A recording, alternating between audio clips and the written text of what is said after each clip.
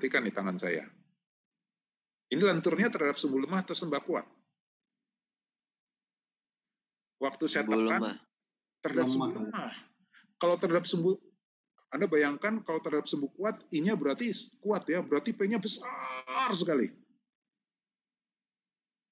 Tapi kalau I-nya kecil, P-nya kecil juga. Berarti itu yang terjadi sebenarnya. Ya. Demikian pula ketika N saya ambil sama dengan 1, itulah P terkecil. Kalau saya ambil N sama dengan 2, ini jadi 4 kalinya. Nggak akan terjadi itu. P sama dengan N sama dengan 1 udah nengkuk duluan. Nggak usah nunggu sampai 4 kalinya. Setuju? Orang matematik ceritanya seperti ini. N-nya ada banyak. Kita di mechanics, di sipil, ceritanya N-nya cuma 1. Dia udah nengkuk, ya udah selesai. Oke? Nah, pertanyaan. Dari kenyataan yang teman Anda bilang exact tadi, Anda sudah bisa menentukan, Anda ambil penggaris Anda itu, ukur itu, persis ukur penampangnya berapa, E-nya berapa, dan Anda bisa menentukan kalau dia di sendi dan sendi ditekan, maka P sekian akan mendapatkan tekuk. Mari kita lihat. P itu ditentukan oleh apa? Oleh E, I, dan L-nya. Artinya, kalau penggaris yang sama, penampangnya sama, I-nya sama, panjangnya sama, tapi saya ganti dengan penggaris baja, penggaris besi, maka P-nya akan lebih besar, kan? Anda bandingkanlah. Saya suka bandingkan di kelas, ada penggaris besi dan penggaris plastik. Anda menekan, oh iya, ternyata lebih berat besi. Padahal ukurannya sama, bahkan lebih tipis besi. Itu kenyataan dari rumus ini. Anda percaya ini? Teman Anda percaya tadi. Karena memang tidak ada rekayasa di sini. Semuanya itu eksak. Ya, bukan rekayasa ini. Ini disebut gaya tekuk Euler. Karena Pak Euler yang menemukan ini. Ya. Setuju? Mari kita rubah. Sekarang ujungnya jangan sendi, tapi jepit. Dugaan Anda pasti berubah P-nya. Kenapa? Karena P ini dengan syarat batas yang berbeda. Sekarang bukan ini lagi syarat batasnya, ada yang lain. Ketika saya dengan sadar mengatakan di atas harus jepit. Berarti free body-nya juga nggak boleh dibiarkan seperti ini. Di ujung ada momen ini yang menyebabkan dia tidak berputar. Ya. Nah, mari kita lihat tangan saya lagi. Kalau di kelas saya minta Anda yang mempraktekkannya di depan. Tadi saya buat seperti ini ya, lihat tangan saya atas dan bawah. Tidak ada unsur penjepitan, dua-duanya hanya nangkuk begitu ya. Sekarang yang di atas saya jepit. Apa maksud saya jepit? Kalau tadi saya biarkan dia menekuk seperti ini, ada putaran sudut yang terbentuk, ya di sini ada putaran sudut. Sekarang saya nggak boleh ada putaran sudut, jadi dia harus lurus dulu, baru boleh muter. Saya jepit di sini. Perhatikan, yang di bawah saya biarkan membuat sudut, yang di atas nggak boleh. Akhirnya bentuknya seperti ini. Kurang jelas ya.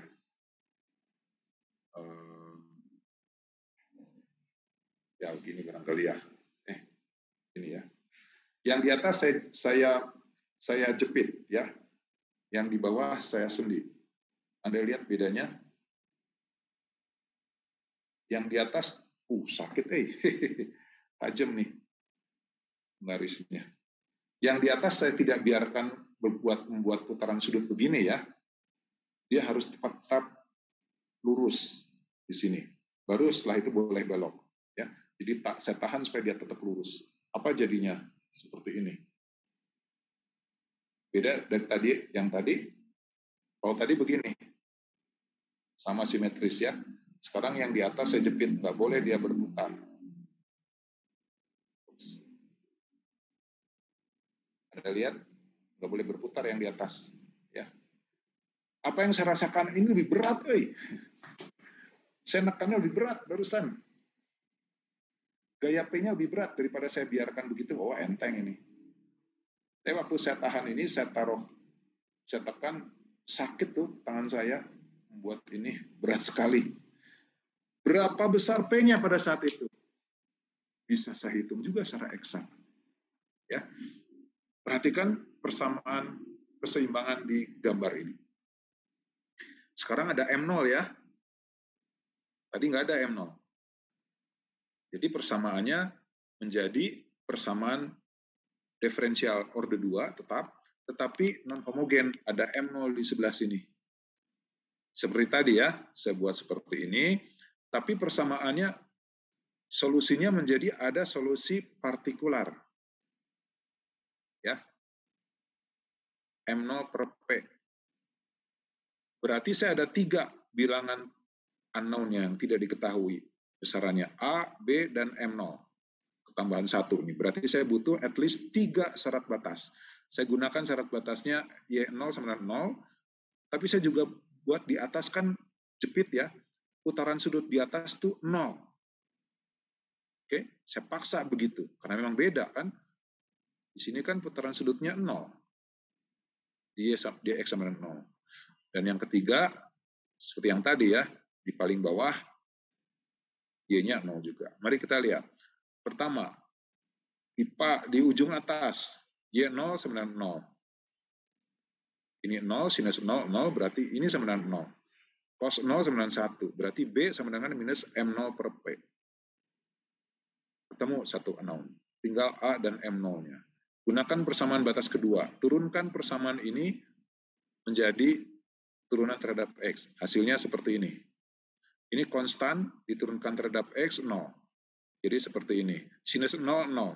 Cos 0, 1. Berarti A sama dengan 0. Ketemu ya. B ketemu, A ketemu. M0 berapa? Jadi dengan adanya A0 sama dengan 0, B sama dengan sekian, persamaan ini 39 berubah menjadi persamaan 310. Ya, sekali lagi A-nya 0. B-nya sama dengan minus 0, M0 per P. Ini persamaannya. Saya mau cari M0-nya dengan menggunakan persamaan kondisi batas ketiga. Y, L sama dengan 0. Masukkan L di sini, cos alpha L, 1 minus sama dengan 0. Kembali kita menemukan persamaan begini. M0 per 0 per P sama dengan 0, atau 1 minus cos alpha X sama dengan 0. Kalau M0 per P sama dengan 0, ceritanya nggak ada. M0-nya masa 0? Kan M0 ada di sini. Kalau M0 sama dengan 0, kembali ke permasalahan di sini dong. Ya, padahal permasalahan kita jelas-jelas ada M di sini. Berarti nggak mungkin M0 itu 0. Nggak boleh. Nggak menarik. Yang harus 0 adalah 1 minus cos alfa-nya yang 0. Oke? Oh, ini L harusnya ya. Maaf, ini harusnya L. Ini L ya. Jadi yang benar adalah 1 minus alfa L, cos alfa L sama dengan 0. Jadi cos alfa L sama dengan 1. Cos berapa yang sama dengan 1? Kelipatan dari 2V. Jadi alfa adalah N kali 2V per L. Jadi P-nya adalah 4 Pi kuadrat EI per L kuadrat. Pantesan waktu saya nekan tadi berat banget. 4 kali loh nambahnya. Ini dibuat-buat rekayasa atau exact? Exact. Apa bedanya? Di sini saya memaksakan dia jepit. Ini jepit. Hasilnya 4 kali dibandingkan dengan pada waktu saya membiarkan dia sendi. Oh, sorry. Waktu saya membiarkan dia sendi. Ya. Oke. Di bawah jepit. Hasilnya seperti itu. Kalau di atas jepit, di bawah sendi, Anda bisa hitung juga. Ya. Syaratnya beda nanti. Nah, oke, baik. Jadi kalau di atas jepit, di bawah jepit, 4 kali lebih besar. Waduh, memang berat tadi saya tekan. Tapi bentuknya mirip-mirip ya. Pi kuadrat EI per L kuadrat. Ini juga. Pi kuadrat EI per L kuadrat. Ada 4-nya. Maka kita kemudian mengubah itu menjadi bukan L, tapi LK. Mengapa? Kita akan melihat ternyata ini memudahkan kita mengerti tentang masalah tekuk. Jadi L-nya kita buat LK, sehingga ini ada rumus umum. Mau 4 di sini, mau 1 di sini, kita gunakan ini. Berarti LK-nya yang kita sesuaikan ya. Nah, LK adalah K dikali L. Koefisien panjang tekuk yang besarnya tergantung pada kondisi perletakan ujung. Tadi kondisi ujungnya sendi-sendi, L-nya C-nya 1. Jadi LK sama dengan L. Waktu jepit-jepit, KC-nya berapa? LK-nya berapa waktu jepit-jepit? LK-nya menjadi setengah L kan? Dikuadratkan jadi 1/4 L. 4-nya naik ke atas. Jadi KC-nya setengah untuk jepit-jepit. KC-nya 1 untuk sendi-sendi. KC setengah menghasilkan LK-nya setengah L. Dikuadratkan jadi 1/4 L. 4-nya naik ke atas. 4 kali lebih besar. Kesimpulan kita apa? Semakin besar L, semakin kecil P kritisnya. Itu konsisten juga. Kalau kita lihat bukan masalah jepit ya. Itu kan dari awal sudah benar nih. Untuk masalah sendi-sendi. Makin besar L, makin kecil. Anda bisa punya penggaris yang sama, ukurannya tapi lebih panjang, ditekan, wah nekuknya lebih gampang. Ya. Kalau saya nekuk di sini, kalau saya tekan di sini, dibandingkan dengan kalau saya tekannya mulai dari sini, ini lebih sulit nekuknya daripada kalau saya di sini. L-nya kuadrat masalahnya. Diperpendek setengah kali, naiknya 4 kali. Ya, itu harus kita sadari. Masalah tekuk akan sangat tertangani kalau panjang tekuknya kita perkecil. Panjang tekuk adalah KC dikalikan L dari rumus ini. Ya, ini adalah P kritisnya. Apa yang menentukan LK atau panjang tekuk adalah kondisi penjepitannya. Semakin dijepit, semakin LK-nya kecil, semakin besar P yang menyebabkan dia tekuk. Ya, jadi ini disebut persamaan Euler untuk kolom ideal. Kenapa kolom ideal? Karena asumsinya seperti ini. Ya, ini catatan nih. Saya tadi mengatakan ini eksak. Ada catatan juga eksak untuk kolom yang ideal. Apa kolom ideal? Misalnya ya, misalnya kolomnya bahannya homogen. Jangan ada di penggaris di sini plastik berat, di sini ada kandungan bajanya, di sini ada kandungan aluminiumnya. Ukurannya sama persis. Wah itu E-nya nggak sama dong, nggak seragam, itu nggak homogen. Rumus tadi nggak berlaku. Ya, wajar ya. Kemudian juga tidak ada tegangan awal. Bayangkan kalau ada tegangan sisa. Ya, yang Anda sudah pelajari juga rekayasa bahan. Nanti kita bahas itu juga. Kemudian gaya aksial tekannya bekerja ini tepat di titik berat penampang, bukan di tempat lain. Kalau tempat lain ada momen lagi, rumusnya nggak seperti itu. Ya. Kemudian simpangannya kecil, ya. Baru seperti ini aja udah. Jangan sampai Anda membayangkan seperti ini ya, besar sekali. Pasti segitu aja, ya. Langsung nekuk. Dan nggak ada deformasi akibat gaya geser. Maksudnya apa? Deformasi ini bukan karena digeser ke sana ya. Bukan karena digeser ke sana, bukan. Karena ditekan dari atas ke bawah. Nggak ada geser horizontal yang menyebabkan dia begini. Nggak ada. Ya. Tadi murni adalah betul-betul aksial saja. Maka bebannya seperti itu. Kalau ada gaya geser, nggak usah P kritis besar-besar udah ngegeser duluan. Ya. Tapi besaran itu hanya murni karena aksial tekan. Tidak ada geser terlibat. Ya. Nah, selanjutnya besaran tadi, besaran ini kita pegang ya. Kita pegang nih. Makin sulit batang menekuk kalau L-nya semakin pendek. Makin sulit batang menekuk kalau I-nya makin besar. I terhadap sumbunya lebih besar. Terhadap sumbu lemah ya. Makin sulit batang menekuk kalau E-nya makin besar. Baja lebih besar dibandingkan dengan plastik. Maka sulit menekuk untuk bahan baja daripada plastik. Ya. Nah, bentuk tadi kita gunakan untuk mengecek apa yang disebut F kritis, tegangan kritis. Mari kita lihat ya, tegangan kritis. Berarti P kritis dibagi A kotornya ya. Berapa besarnya? P kritisnya adalah Pi kuadrat E per LK kuadrat kali I. Dibagi AG. Nah, ada diperkenalkan besaran ini. Besaran I per AG. Itu adalah besaran R kuadrat. Anda udah mengenal itu, jari-jari gerasi minimum sebelumnya, jari-jari gerasi, Anda sudah membayangkan itu? Udah pernah tahu besaran itu di mekanika bahan? Mohon dijawab. Pernah tahu Pak, cuman sekilas Pak. Sekilas ya, oke, baik. Jadi yang disebut jari-jari gerasi itu adalah akar dari I dibagi A. Ya, akar dari I dibagi A. Sehingga muncullah R kuadrat di sini. Karena I per A-nya berarti R kuadrat. Ya, sehingga rumus F kritisnya menjadi seperti ini. Nah, dari sinilah kita lebih memperhatikan. Selanjutnya yang disebut LK per R itu kita kenal dengan kelangsingan. Ini yang kita berulang-ulang akan disebutkan di mana-mana dalam literatur, dalam pembicaraan. Yang namanya tekuk itu umumnya langsung berbicara tentang berapa sih kelangsingannya. Makin langsing katanya makin mudah menekuk. Memang iya. Makin langsing artinya lambdanya makin besar. Kapan lambdanya besar? Kalau LK-nya makin besar. Itu makin mudah nekuknya, betul.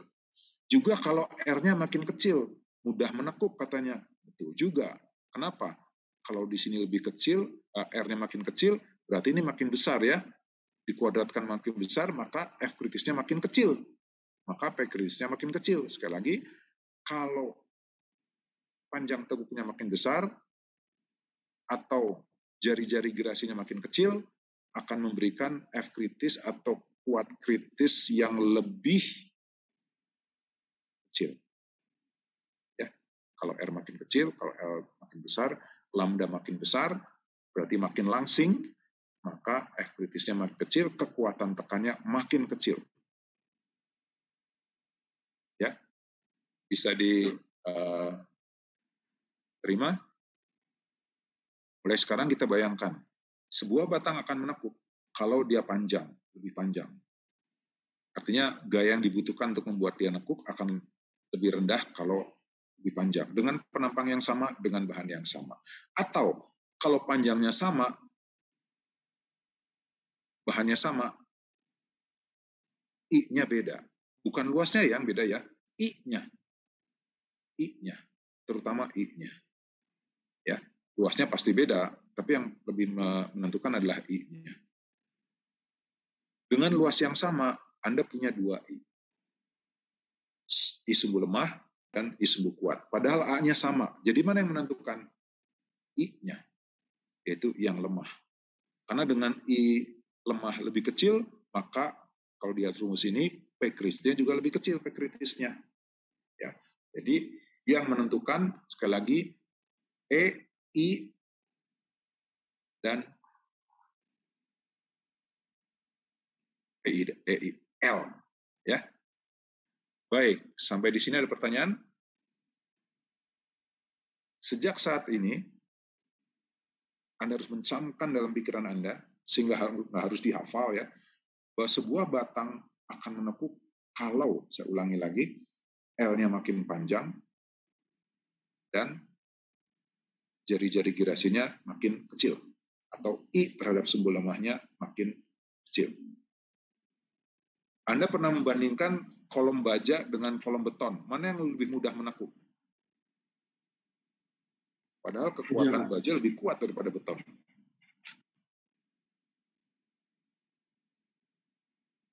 Kuat leleh baja lebih besar daripada kuat lelehnya beton.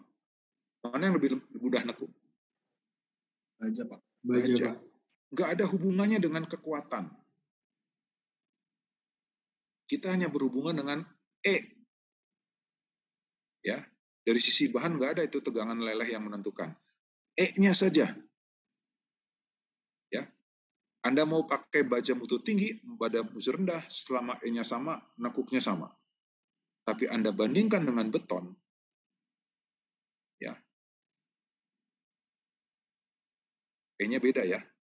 Tapi Anda lihat yang lebih menentukan apa? I-nya kan. Di beton masif sekali. Anda hitung, baja 300, 200 dengan ketebalan cuma 9 mili dengan beton 300 kali 200 full padat. Waduh, ini ratusan kali daripada baja. Jadi walaupun terhadap sumbu lemah ya, ini P kritisnya beton itu lebih tinggi daripada baja umumnya. Anda pernah lihat beton menekuk masif begitu ya? Padahal loh, kan beton mutunya rendah. Wah, tekannya lebih kecil daripada baja. Bukan itu masalahnya. Masalah di sini adalah masalah tekuk. Anda lihat. Buktinya apa? Penggaris ini nggak nekuk, nggak bengkok kok, lurus terus. Artinya nggak ada urusan. Sebelum dia mencapai tegangan leleh, dia akan tetap urusannya tekuk yang elastik. Jadi bukan masalah kekuatan di sini ya. Tekuk elastik selama semuanya masih elastik, nggak ada urusan dengan tegangan leleh, maka rumusnya adalah seperti ini. Ya, hanya ditentukan oleh E, panjang, taraf penjepitan, LK itu kan KC kali L ya, ada K di situ yang menentukan juga, dan R. R adalah bukan hanya luas, yang lebih menentukan adalah inersia terhadap sumbu lemah. Ya, terhadap sumbu lemah. Kenapa? Ada sumbu kuat. Kalau sumbu kuat, P kritisnya lebih besar. I-nya lebih besar kok, nggak menentukan itu. Jadi Anda harus cari momen inersia terhadap sumbu lemah dari penampang. Waktu bicara masalah tekuk. Ya, baik. Nah, di peraturan yang baru 2015 dan juga 2020 nanti, ini ada istilah-istilah yang baru nih. F kritis yang saya tulis di sini, F kecil ya, ini diterjemahkan sebagai F besar E, yaitu tegangan elastik tekuk. Euler ya, tegangan elastiknya Euler. Jadi FE ini besar di sini itu sama dengan F kritis yang di persamaan ini, sama ya. Tetapi di rumus kita, rumus yang baru ada FCR, tapi F-nya besar. Nah itu nggak sama dengan ini. F kritis di sini akan diambil sedikit lebih kecil daripada F kritis 314. Nanti kan kita lihat ya. Supaya lebih jelas saya akan loncat ke sini saja. 314. Nah, ini dia. Ya. Ini F kritis yang ini. F kritis saya ya, FE ya, F kecil. Lalu F kritis yang dipakai di desain, rumus desain adalah yang merah. Ini sedikit lebih kecil dari kurva ini. Ini kurva ini ya, kurva ini, itu adalah kurvanya ini. Itu kurvanya F kritis saya di depan. Tapi untuk desain, peraturan menggunakan yang merah. Kita turunkan sedikit. Ya. Oke, saya kembali ke atas. Ada pertanyaan di sini? Terutama bagaimana kita yakin dan kita punya, bukan hanya feeling ya, intuisi ya, bahwa batang itu akan menekuk semakin kuat terhadap tekukan kalau, saya ulangi berkali-kali, E-nya lebih besar, atau momen inersia terhadap sumbu lemah besar, panjang batangnya besar, taraf penjepitannya kecil, K-nya kecil, ya, itu akan menentukan berapa besar P kritisnya. Tadi saya bicara tentang taraf penjepitan, tadi sudah dibuktikan ya, dengan jepit dan sendi itu sudah menentukan. Kita sudah buktikan kalau L-nya tambah panjang, kalau I-nya tambah kecil. Kalau saya ganti dengan penampang plastik jadi penampang baja, itu akan menentukan berapa besar gaya yang menyebabkan dia nekuk. Ya, sampai di sini ada pertanyaan. Nah, selanjutnya dalam desain batang tekan, kita tidak berhubungan dengan P kritis, tapi dengan F kritis, ya, dengan F kritis seperti tadi kurva tadi ya. Baik, sebagai contoh, sebelum kita akhiri, coba cek dengan persamaan Euler ya, Bapak P kritis yang menyebabkan sebuah batang penampangnya square hollow. Jadi kotak gitu ya, tertutup penampang pipa square. Baja punya E sekian dan F lelehnya sekian. Penampang ini digunakan 100 mm ya. Tebalnya 3 mm, panjangnya 4 meter. Sambungan di kedua ujung baknya berupa sendi-sendi ya ke arah X maupun Y. Tidak terjadi tekuk lokal pada penampang tersebut. Nanti kita bahas ya tekuk lokal itu apa. Jadi kita membayangkan penampang hollow tadi panjangnya 4 di sendi-sendi ya dengan ukuran sekian ditekan, lalu kapan dia mulai menekuk? Kita definisikan saja, kita urutkan saja semuanya. Karena dia hollow ya, square, maka Rx sama dengan Ry, Ix sama dengan Iy, dibagi A diakarkan. Sama, kebetulan sama ya. Tapi kalau tidak square, tapi agak persegi panjang begitu, Anda yakin pasti menekuknya terhadap sumbu lemah ya.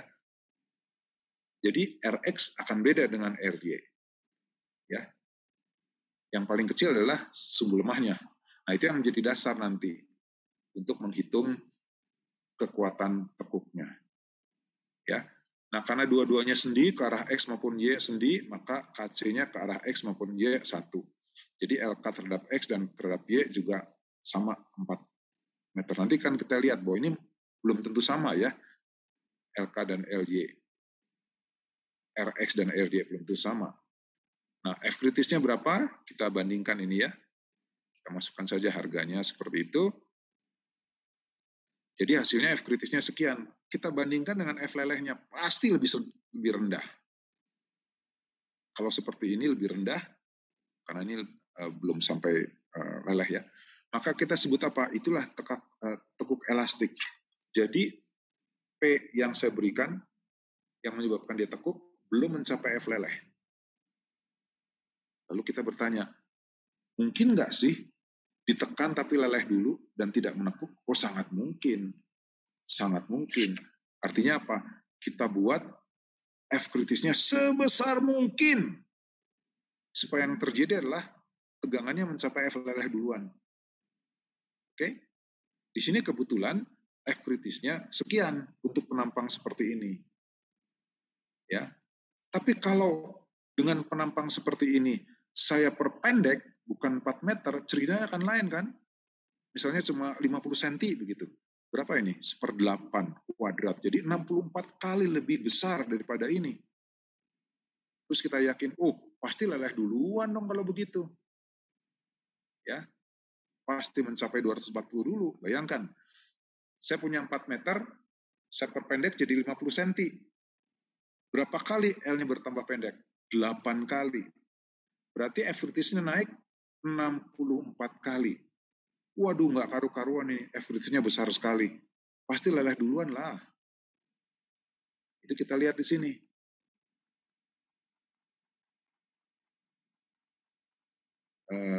Ini ya. Ini kurva ini akan naik terus, tak terhingga ini. Tak terhingga menuju 0 ya. Dan kita tidak akan pakai ini. Karena yang akan menentukan adalah F kritis, F lelehnya. Bagaimanapun juga, F yang mentok-mentoknya F leleh kalau elastik kan. Ya. Akan leleh aja kalau sampai sini. Sedangkan ini suka-suka karena nggak ada hubungannya antara F kritis dengan F leleh. Ya. Nanti akan menentukan mana. Pasti ini nggak berlaku, ini nggak berlaku. Yang berlaku mana? Yang lebih rendah. Oke, itu akan menjadi pembicaraan yang lebih menarik untuk minggu depan. Ya. Jadi untuk tekuk elastik kita hanya bicara ini aja, kurva ini. Dan itu mencapai tak terhingga. Pada saat itu kita langsung bilang, oh berarti daerah sini sudah ini elastik. Benar. Karena sudah melampaui tegangan lelehnya. Ya.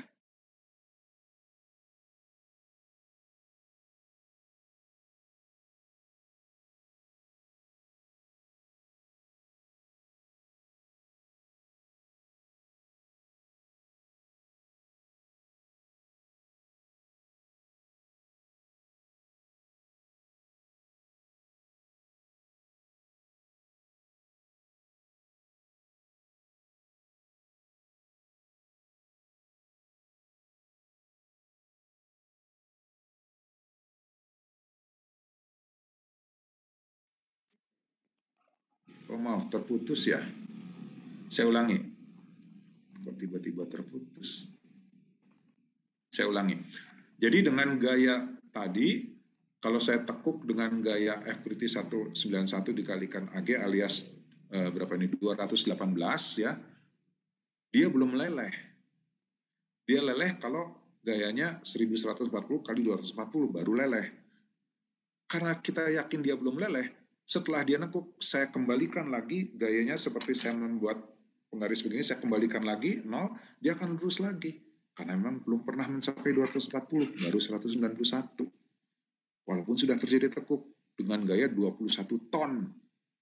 Bayangkan, dengan 21 ton, 4 meter nekuk. 21 ton loh, nekuk. Lalu saya lepaskan lagi 21 tonnya. Loh, kok lurus lagi ya? Berarti dia dengan 21 ton pun masih elastik. Mengapa? Karena I-nya besar. Itu penampangnya berapa? Bayangkan nih. 100 meter, berarti 10 cm kali 10 cm ya, tebalnya 3 mili, panjang 4 meter, kalau ditekuk, dia baru nekuk pada level 21 ton. Dilepasi lagi 21 tonnya, lurus lagi. Itu sama seperti waktu kita melakukan ini. Jadi ini terjadi di baja, tapi levelnya bukan, mungkin ini cuma berapa? 1 kilogram barangkali saya lakukan ini. Tapi tadi sampai 21 ton. Itu masih fenomenanya sama. Dikembaliin, lurus lagi. Ya, kenapa? Karena dia baja, bukan plastik. Kenapa? Karena E-nya besar, bukan setipis ini. I-nya maaf. I-nya tipis sekali, kecil sekali. Bukan 10-10 seperti, I-nya besar. Ya, jadi coba bayangkan itu. Ini bukan hafalan. Bayangkan itu. Belum ada yang leleh. Ya. Minggu depan kita bicarakan pada saat dia ternyata leleh. Baru nekuk. Oke, baik. Pertanyaan?